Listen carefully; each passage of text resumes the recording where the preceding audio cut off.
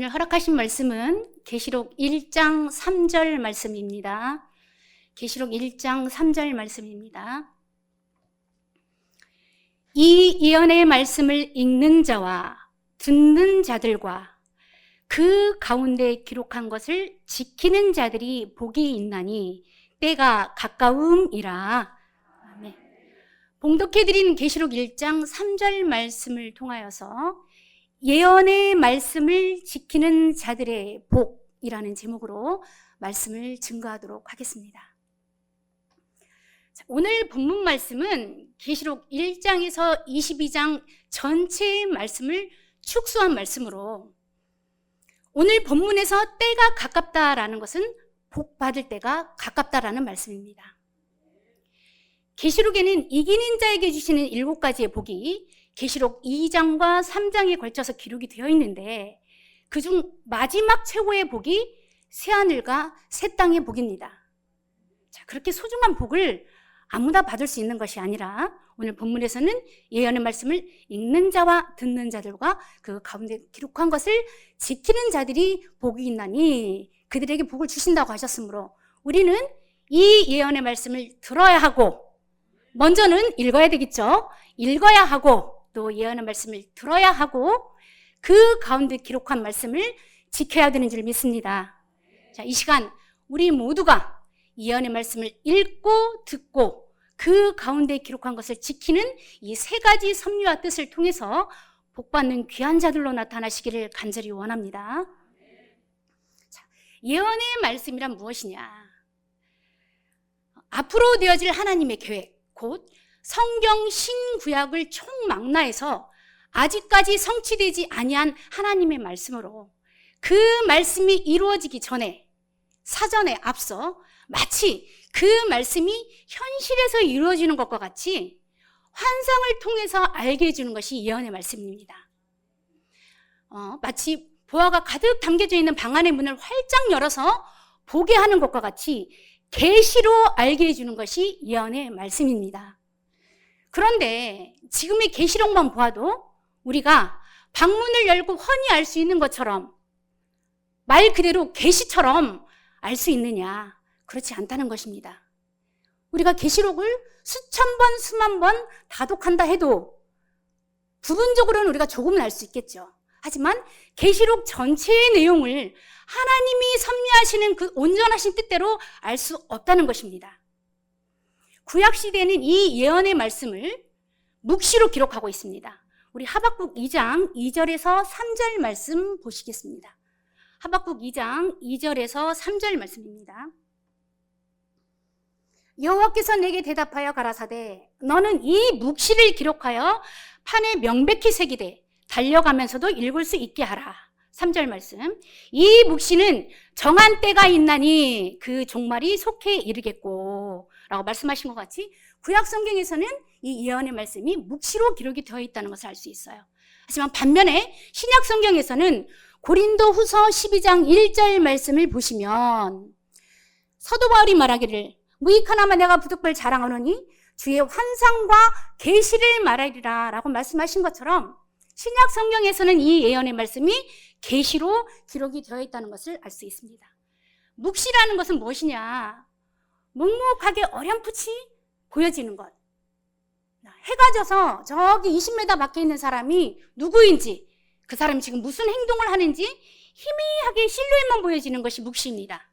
근데 반면에 계시는 밝은 대낮에 바로 앞에 있는 사람이 누구인지 지금 이 사람이 옳고 그릇된 행동을 하는지 그거를 확실하게 분별할 수 있는 게 계시인 줄 믿습니다.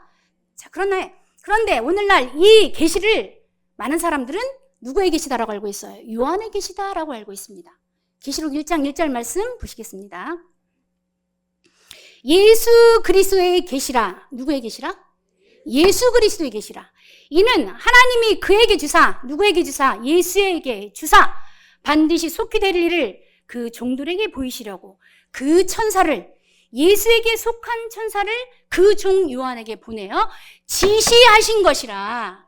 그러면 요한은 지시를 받았어요. 계시를 받았습니까? 지시를 받았어요. 그러므로 이 계시록은 누구의 계시다? 예수 그리스도의 계시인 줄 믿습니다.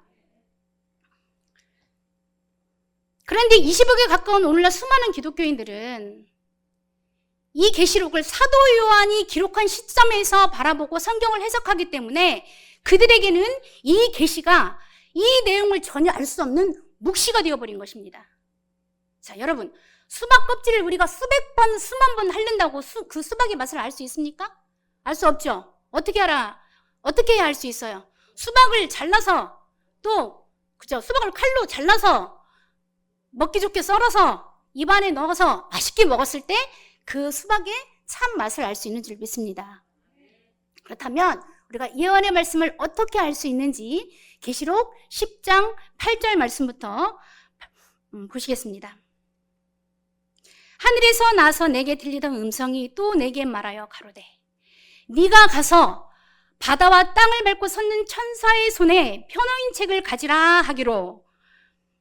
계속 보시겠습니다. 내가 천사에게 나아가 작은 책을 달라 한즉 천사가 가로되 갖다 먹어버리라. 네 배에서는 쓰나 네 입에서는 꿀같이 달리라 하거든. 10절 말씀. 내가 천사의 손에서 작은 책을 갖다 먹어버리니 내 입에서는 꿀같이 다나 먹은 후에 내 배에서 쓰게 되더라. 자, 사도 요한이 천사로부터 작은 책을 갖다 먹었습니다. 근데 여기서 바다와 땅을 밟고 있는 이 천사는 예수님을 상징하고 있다는 것을 알 수 있습니다. 자, 같은 장 1절 말씀을 보시겠습니다. 10장 1절 말씀. 내가 또 보니 힘센 다른 천사가 구름을 입고 하늘에서 내려오는데 그 머리 위에 무지개가 있고 그 얼굴은 해 같고 그 발은 불기둥 같으며. 자, 여기서 힘센 천사의 머리 위에 뭐가 있다고 했어요? 무지개가 있다고 했습니다. 자, 이 무지개는 에스겔 1장 28절 말씀을 보시면, 에스겔 1장 28절 말씀을 보시면 그 사면 광채의 모양은 비 오는 날 구름에 있는 무지개 같으니 이는 여호와 영광의 형상의 모양이라. 자, 이 무지개가 누구의 형상이라 그랬어요? 여호와의 하나님의 형상이라고 했습니다. 자, 그럼 이 하나님의 형상은 어떻게 나타나는지 고린도후서 4장 4절 말씀 보시겠습니다. 그 중에 이 세상 신이 믿지 아니하는 자들의 마음을 혼미케 하여 그리스도 영광의 복음의 광채를 비치지 못하게 함이니 그리스도는 하나님의 형상이니라. 자, 무지개가 힘센 천사의 머리에 무지개가 있다고 했어요. 근데 이 무지개가 하나님의 형상으로 나타났는데 하나님의 형상이 예수님을 통해서 나타났으므로 이 힘센 천사는 누구를 상징했다? 예수님을 상징했다는 것을 알 수 있는 줄 믿습니다. 자, 또한 이러한 예수님의 손에 작은 책이 펴져 있다 그랬어요. 책을 편다는 것은 책의 내용을 온전히 안다는 것입니다.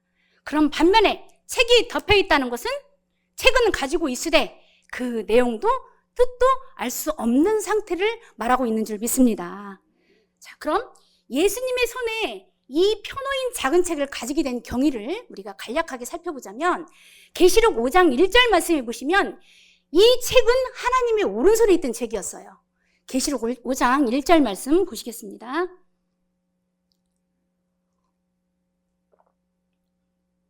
내가 보매 보좌에 앉으신 이 하나님이죠. 보좌에 앉으시니 오른손에 책이 있으니 안팎으로 썼고 7인으로 봉하였더라. 자, 하나님의 오른손에 책이 있는데 인봉되어 있다는 것입니다.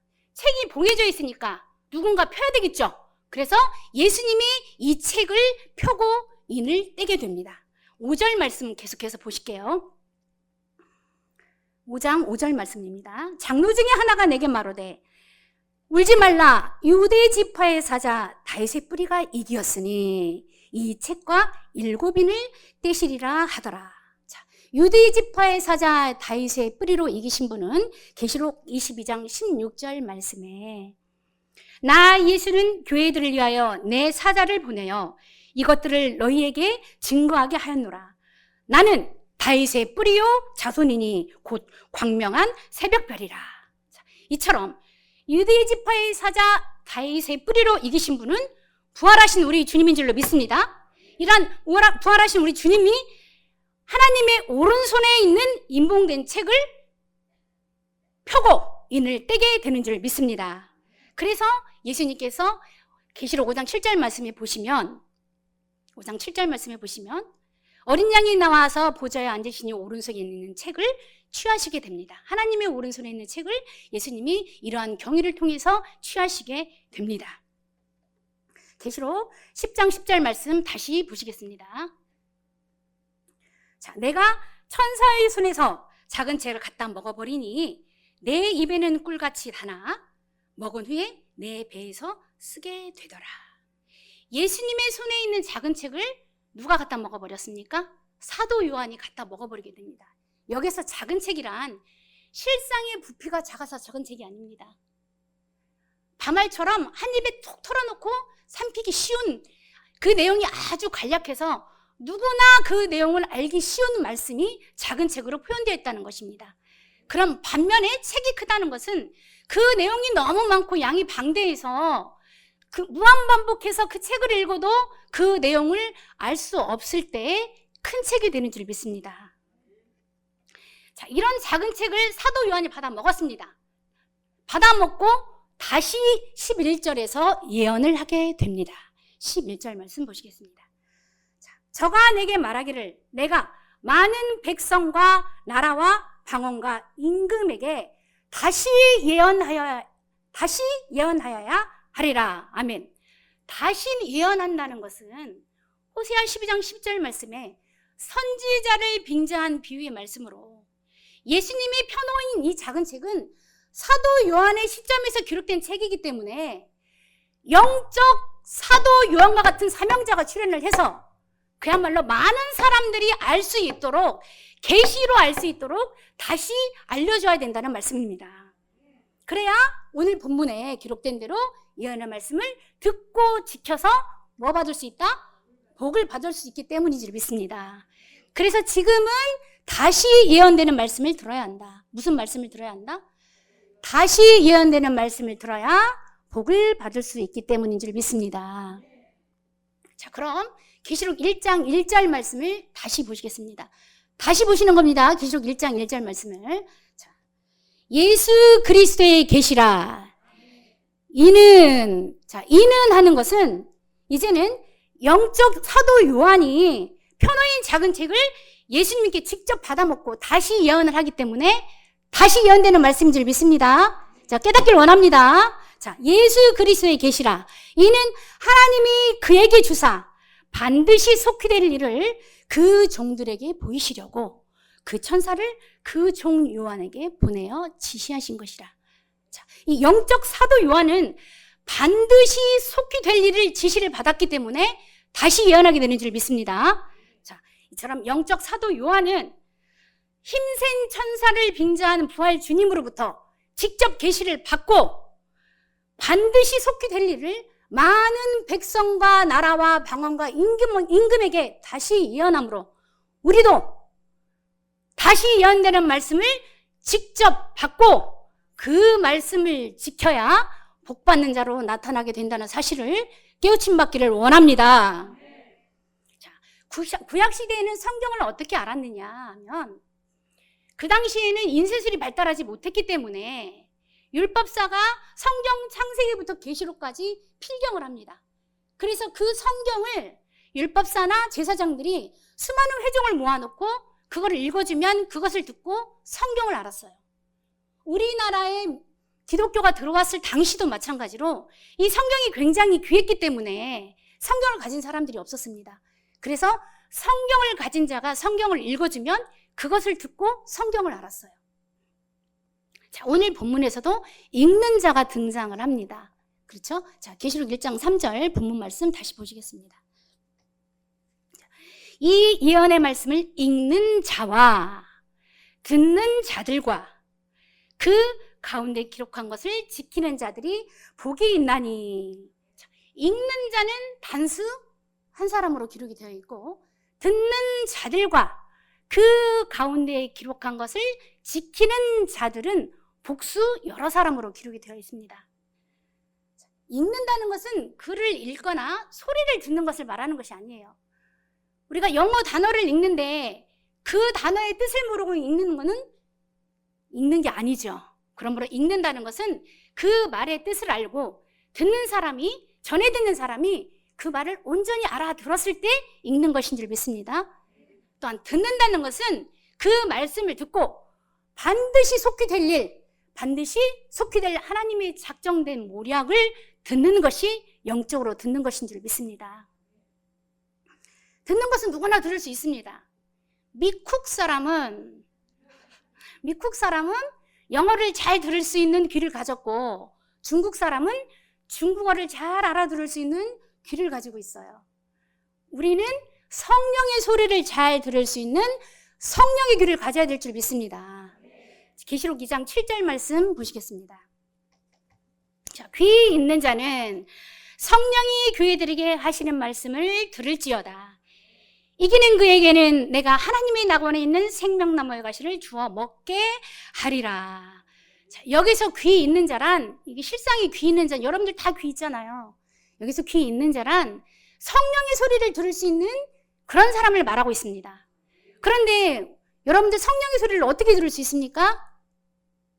성령의 소리는 요한일서 5장 7절에서 들을 수 있는 줄 믿습니다. 자, 성령은 무엇인지 요한일서 5장 7절 말씀 보시면, 증거하시는 이는 성령이시니 성령은 진리니이다. 또한 진리는 요한복음 17장 17절 말씀에 말씀이 진리라고 하였으므로 우리는 진리의 성령의 말씀을 들어야 할 줄 믿습니다. 진리라는 것은 참다운 이치를 말합니다. 해가 동쪽에서 뜨면 어디로 져요? 서쪽으로 집니다. 겨울이 지나면 봄이 오고, 봄이 지나면 여름이 오고, 여름이 지나면 모든 곡식을 추수할 수 있는 가을이 오듯이 이러한 모든 것은 하늘의 이치입니다. 진리라는 것은 이거 맞아, 누가 강요한다고 해서 진리가 될 수 없습니다. 내 마음 가운데 이것이 옳다라는 확신을 가지게 되면 그것이 참 진리인 줄 믿습니다. 에스겔 3장 10절 말씀 보시겠습니다. 또 내게 이르시되 인자야, 내가 네게 이른 모든 말을 너는 마음으로 받으며 귀로 듣고 사로잡힌 민족에게로 가서 그들이 듣든지 아니 듣든지 그들에게 고하여 이르기를 주 여호와의 말씀이 이러하시다 하라. 이처럼 진리는 마음으로 받고 귀로 듣고 인정하는 것이 참 진리인 것입니다. 그런데 우리가 진리를 왜 들어요? 그들이 듣든지 아니 듣든지 가서 전하라고 듣는 줄 믿습니다. 자, 그러면 앞서 계시록 2장 7절 말씀에 성령이 교회들에게 하시는 말씀을 들을지어다 라고 말씀하셨는데, 그럼 교회는 무엇인지 계시록 1장 20절 말씀을 통해서 확인해 보도록 하겠습니다. 네 본 것은 내 오른손에 7별의 비밀과 7 금촛대라. 7별은 7 교회의 사자요, 7 촛대는 7 교회니라. 7별은 7 교회의 사자요, 7 촛대는 7 교회라고 했는데, 별은 그러므로 말씀의 빛을 발하는 교회의 사명자를 상징한 것이고, 자, 촛대는 초를 꽂는 것이죠. 교회의 건물과도 같은 것을 상징하는 것입니다. 그런데 교회에 건물이 있으면 뭐예요? 교인이 있어야 되겠죠? 그러므로 촛대는 이 촛불을 바치는 교인들을 상징한 것인 줄 믿습니다. 그러므로 귀 있는 자는 성령이 교회들에게 하시는 말씀을 들을지어다 라고 말씀하신 것은, 이 말씀은 예배석 교회에 하신 말씀이에요. 하지만 비단 예배석 교회 한 교회만 들으라고 하신 말씀이 아니라 계시록의 7 교회에 해당되는 전체 성도들에게 들으라고 하신 말씀인 것을 깨우침 받기를 바랍니다. 또한 이 시간 이 자리에 함께한 우리에게도 성령의 귀를 열어서 성령의 말씀을 들으라고 우리에게 권면하시고 또 명령하고 계신다는 사실을 깨우침 받기를 원합니다. 또한 우리가 들은 이 성령의 소리가 참으로 옳다라고 우리가 마음의 확신을 가지게 되면 우리는 그 말씀에 순종할 수밖에 없습니다. 순종이라는 것은 순수하게 복종하는 것이 순종입니다. 사무엘상 15장 22절 말씀 보시겠습니다. 사무엘이 가로되 여호와께서 번제와 다른 제사를 그 목소리 순종하는 것을 좋아하심같이 좋아하시겠나이까. 순종이 제사보다 낫고 듣는 것이 수양의 기름보다 나으니. 자, 하나님이 사무엘에게 명령을 하셨어요. 악한 자들의 짐승이나 모든 것들은 다 멸하여 버려라 라고 명령을 하십니다. 그런데 사울이 그 명령에 순종하지 아니하고 좋은 짐승을 제사를 드리기 위해서 한쪽에다 이렇게 숨겨뒀어요. 그것을 사무엘이 보게 됩니다. 어찌하여 네가 이런 행동을 하였느냐 라고 질책을 하니까 사울이 제사를 드리기 위해서 이렇게 했다라고 말을 합니다. 그래서 사무엘이 제사를 드리는 것보다 하나님의 말씀에 순종하는 것이 더 낫다라고 말을 합니다. 그리고 듣는 것이 수양의 기름보다 낫다는 것은 구약시대에는 제사를 드리기 위해서 수컷 양을 잡아서 기름을 뿌렸습니다. 그러나 그렇게 하는 것보다 하나님의 말씀을 듣고 그 말씀에 순종하는 것이 더 낫다는 말씀입니다. 그러므로 우리가 수백 번, 수만 번 기도하고 수억만금, 수천만금 물질을 드리는 것보다 하나님께서는 우리가 하나님의 말씀을 듣고 그 말씀에 순종하기를 더 원하신다는 사실을 우리는 알아야 될 줄 믿습니다. 자, 그러면 예수님 당시에 믿는 자들의 시대상은 어떠했는지 마태복음 13장 15절 말씀을 통해서 확인해 보도록 하겠습니다. 자, 이 백성들의 마음이 완악하여져서 그 귀는 듣기에 둔하고 눈은 감았으니 이는 눈으로 보고 귀로 듣고 마음으로 깨달아 돌이켜 내게 고침을 받을까 두려워함이라 하였느니라. 예수님은 요한복음 3장 13절 말씀에 하늘에서 오신 분으로 하늘에서 보고 들은 모든 것을 그 당시 많은 사람들에게 보게 하고 듣게 하였습니다. 그러나 그들의 마음이 어떠했습니까? 완악하여져서 영적 소경이요, 영적 귀머거리가 되었기 때문에 하늘의 그 수많은 모든 비밀을 보게 하고 듣게 하였으나 그들이 깨닫지 못했다는 것입니다. 이것이 오늘날도 마찬가지라는 거예요. 데살로니가전서 5장 4절에서 5절 말씀을 보시면 형제들아 너희는 어둠에 있지 아니하며 그날이 도적같이 너희에게 임하지 못하리니 너희는 다 빛의 아들이요 낮의 아들이라 우리가 밤이나 어둠에 속하지 아니하나니.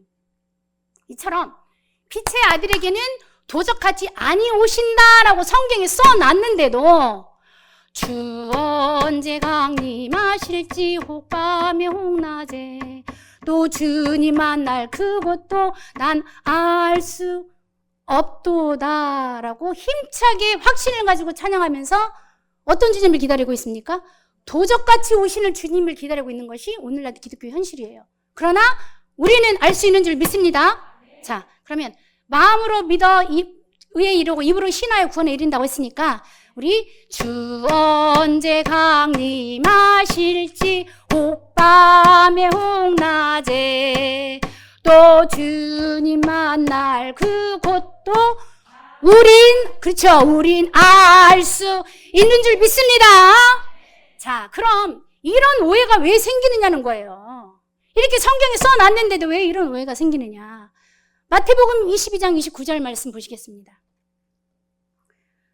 예수께서 대답하여 가라사대 너희가 성경도 하나님의 능력도 알지 못하는 거로 오해하였도다.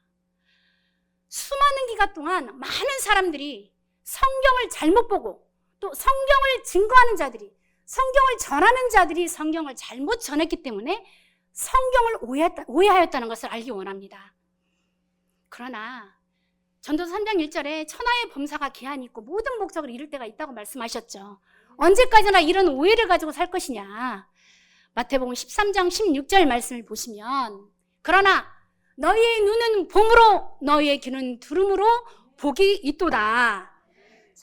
이렇게 말씀하셨으니까 이제는 우리가 오해에서 벗어나서 우리가 영안이 열리고 영의 귀가 열림으로 성령의 귀를 통해서 성령의 소리를 듣고 고침을 받아서 복을 받을 때가 된 줄로 믿습니다. 자, 이제 우리가 읽고 들었으면 뭐예요? 마지막에 가운데 기록한 것을 지켜야 됩니다. 자, 가운데라는 것은 실상의 위치상 가운데를 말하는 것이 아닙니다. 성경의 핵심이 되는, 중심이 되는 언중유골과 같은 하나님의 근본이 되는 말씀을 말하고 있습니다. 자, 우리 에덴 동산 가운데 무엇이 있었어요? 그렇죠. 창세기 2장 9절 말씀 확인해 보도록 하겠습니다. 여호와 하나님이 그 땅에서 보기에 아름답고 먹기에 좋은 나무가 나게 하시니 동산 가운데는 생명나무와 선악을 알게 하는 나무도 있더라. 자, 동산 가운데에 생명나무와 선악을 알게 하는 나무를 있게 하셨는데 이 두 나무는 어떤 나무였습니까? 아담과 여자가 먼저 창세기 3장 22절 말씀을 통해서 확인을 해보고 말씀을 이어가도록 하겠습니다. 여호와 하나님이 가라사대 보라 이 사람이 선악을 아는 일에 우리 중 하나같이 되었으니 그가 그 손을 들어 생명나무 실과 따먹고 영생할까 하노라 하시고, 아담과 여자가 선악을 알게 하는 나무의 실과를 따먹고 영의 차원이 누구같이 됐어요? 하나님같이 됐어요. 그리고 생명나무 실과를 발견을 하고 그 실과를 따먹고 영생할까 봐 하나님이 막으신 겁니다. 그러므로 이 생명나무는 우리에게 영생의 축복을 주는 귀한 나무인 줄로 믿습니다. 이렇게 소중한 나무를 동산 중앙에, 동산 가운데에, 그것도 함께 하신 것은 이 나무가 성경 최고의 비밀이요, 우리에게 중요한 열쇠가 되는 말씀이기 때문에, 중요한 열쇠가 되는 나무이기 때문에 가운데에 위치하게 하신 겁니다. 이처럼 다시 예언되는 말씀 또한 우리에게 뼈 중에 뼈요, 살 중에 살이 되는 성경의 중심이 되는 말씀이기 때문에 우리가 마음 중심에, 마음 가운데 깊이 새겨서 지켜야 된다는 말씀인 것을 깨닫기를 원합니다. 지킨다는 것은 잃어버리지 않도록 잘 살핀다는 뜻입니다. 이 지킨다는 뜻 속에는 집안의 물건을 잃어버리지 않고 능력에 잘 살핀다는 뜻도 있겠지만, 우리가 집을 진정으로 잘 잃어버리지 않고 보관하는 건 어떤 의미가 있어요? 누구에게 사기당하지 않고 탕진하지 않도록 잘 지혜롭게 현명하게 보호하고 유지하는 것이 참으로 집을 보호하는 것이죠. 자, 이처럼 예언의 말씀을 지킨다는 것은 먼저 읽는 자를 통해서 예언의 말씀을 듣고 그것을 지키고 깨닫는 것이요, 또한 그 말씀을 마음속 깊이 새겨서 그 말씀이 항상 내 마음 가운데 머물러 있도록 잘 보관해서 그 말씀이 이루어질 것을 믿고 끝까지 행하는 것이 지키는 것인 줄 믿습니다. 또한 이러한 자들에게 어떠한 축복을 주신다고 하셨습니까? 앞서 계시록 2장 7절 말씀에 이기는 자에게 하나님의 낙원에 있는 생명나무의 과실을 주워 먹게 한다고 말씀하셨으므로 새하늘과 새 땅에서 영생의 축복을 누리게 되는 줄 믿습니다. 그러므로 저와 여러분 모두가 먼저는 읽는 자를 통하여서 다시 예언되는 말씀을 직접 듣고 또 그 가운데 기록한 말씀을 끝까지 지키는 자가 되어야 하고, 또 아울러서 우리가 많은 사람들에게 읽는 자가 되어야 될 줄 믿습니다. 그래서 많은 사람들을 옳은 대로 인도하는 빛의 사명자들로 나타날 수 있도록 오늘 이 시간을 통해서 여러분들이 마음 가운데 깊이 확신하는 귀한 여러분들 되시기를 원합니다. 자, 마지막으로 지금 그러면 나는 읽는 자인지 듣는 자인지 그 가운데 기록한 것을 지키는 자인지 우리의 믿음을 되돌아봄으로써, 나의 신앙을 되돌아봄으로써 지금의 믿음보다 더 나은 믿음을 향해서 정진함으로 새하늘과 새 땅의 축복을, 거기에서 또 영생의 축복을 누리는 귀한 자들로 나타나시는 여러분들 되시기를 주님의 이름으로 간절히 축원드립니다. 네, 감사합니다. 이것으로 말씀을 마치도록 하겠습니다.